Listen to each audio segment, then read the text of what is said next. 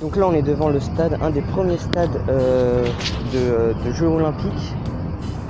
Et donc on peut rentrer dedans, mais là on va pas rentrer dedans parce que c'est payant. Mais c'est un tout premier stade qui a été construit pour, les Jeux Olympiques. Parce que oui, il y a eu des Jeux Olympiques en Grèce. Oui, en Grèce. Regardez ça.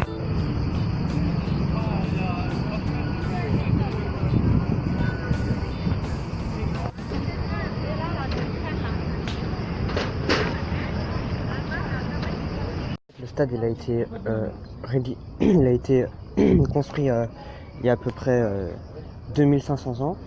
Plus 500 ans plus tard, il a été complètement mis à l'abandon et il a été changé, il a été reconstruit un peu avec du marbre. Et donc après il a été mis à l'abandon et donc il y a en 1200 je crois, si je me souviens bien, c'est à peu près en 1200, il a été réutilisé pour les Jeux Olympiques modernes. Et donc maintenant c'est un petit peu le cœur d'Athènes, si on peut dire c'est comme ça, c'est un petit peu le cœur d'Athènes avec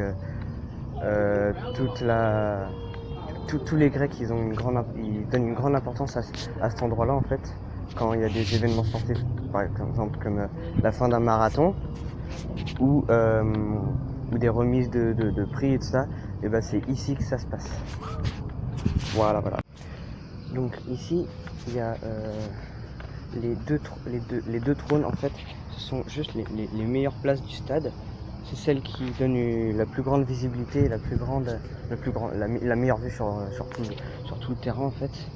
Et donc c'était là où étaient assis les organisateurs et tout ça je crois. Et ici si vous voyez bien,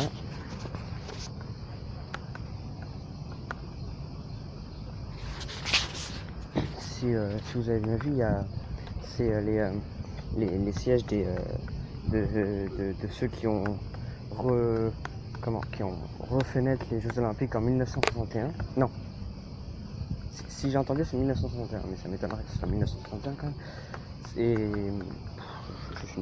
même avec ce truc qui est un truc audio, j'arrive pas, j'oublie direct.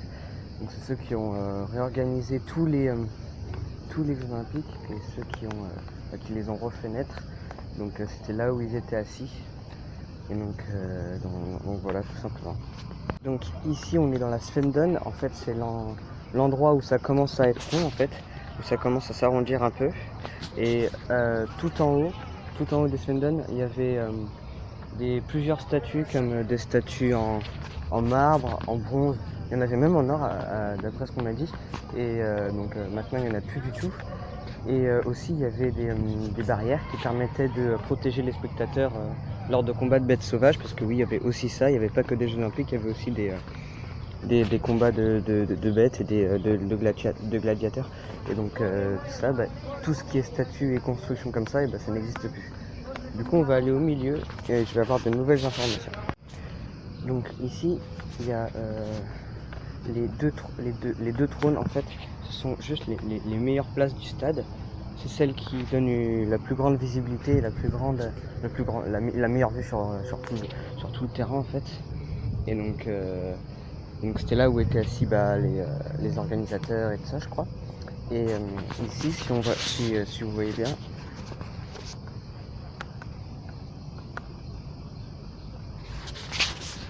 si vous avez bien vu, c'est les sièges de ceux qui ont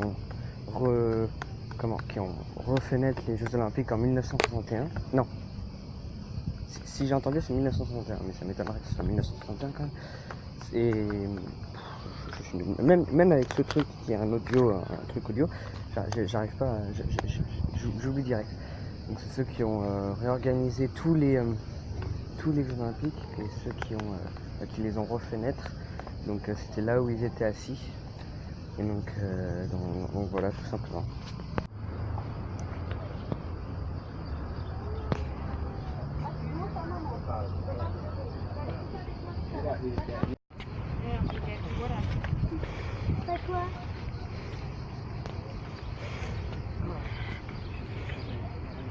Donc là on est dans une genre de caverne et en fait ici c'est un couloir qui ensuite là nous amène dans le stade. Et donc en fait ici c'est l'endroit où il y a plusieurs femmes qui venaient et qui faisaient des feux juste ici.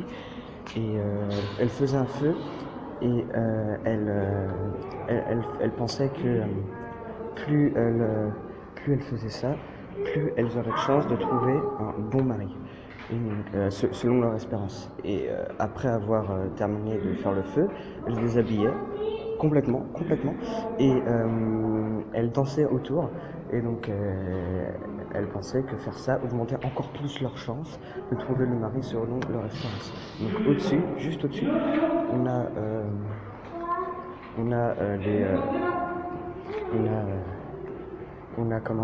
les vestiaires des sportifs, parce qu'après ça a été aménagé pour faire des vestiaires, et du coup les femmes ne pouvaient plus entre guillemets prier pour avoir un bon mari.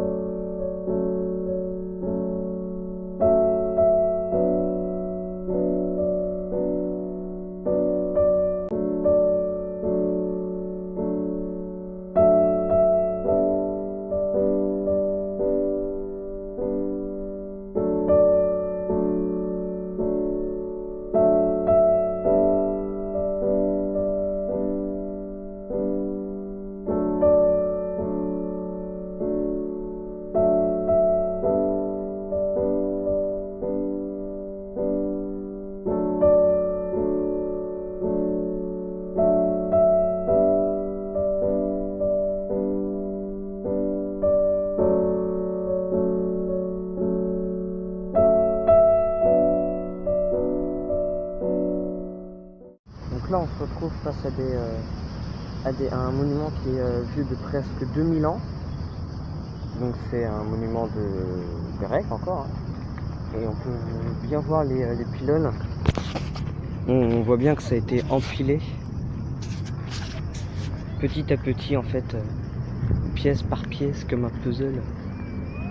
C'est incroyable. Moi je me dis comment ils ont fait pour construire tout ça et les empiler. Enfin c'est quand même dingue.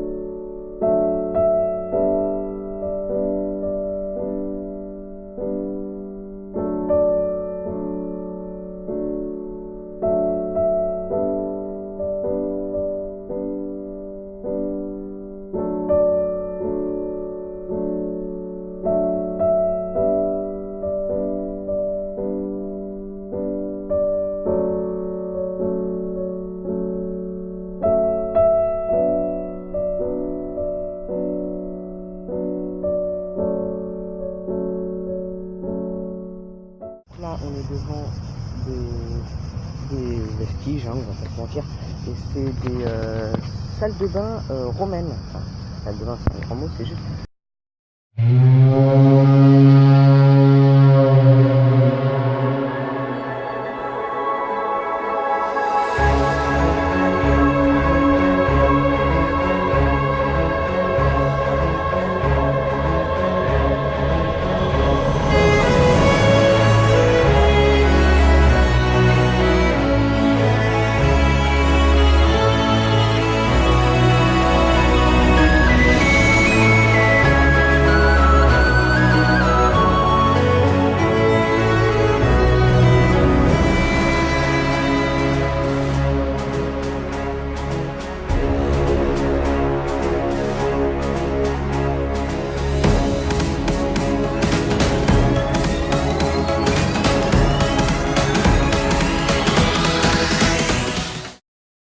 ici on est devant le temple d'Héphaïstos, donc je ne sais pas vraiment qui c'est, je n'ai pas énormément d'informations. Le temple est un petit peu plus petit que celui de Zeus, qu'on a pu voir hier. Il y a plusieurs colonnes, mais il a l'air un petit peu plus petit que celui de Zeus. Regardez ça, toutes les colonnes qui est ici. On voit quand même que ça a été empilé pièce par pièce. On voit bien les traits quand même qui montrent que ça a été empilé petit à petit. Il y a des colonnes. On a vraiment l'impression qu'elles peuvent s'écrouler d'un moment à l'autre. Regardez ça. Regardez ça. C'est hyper flippant. T'as l'impression qu'elles vont s'écrouler d'un coup. C'est impressionnant. Alors les pièces, c'est pas sûr que ce soit ça, mais quand on était à l'acropole, on a vu des pièces comme ça de marbre avec un trou au milieu. Donc je pense que les pièces qui étaient au-dessus avaient comme un cône en plein milieu. Du coup ça s'emboîtait petit à petit. Ouais, toujours ça. Hein. Parce qu'à l'acropole on avait vu des petits morceaux comme des Lego, normalement avec les photos que vous avez vues. Et voilà, regardez, en haut il y a exactement la même chose. Je sais pas si vous voyez bien. Juste ici là,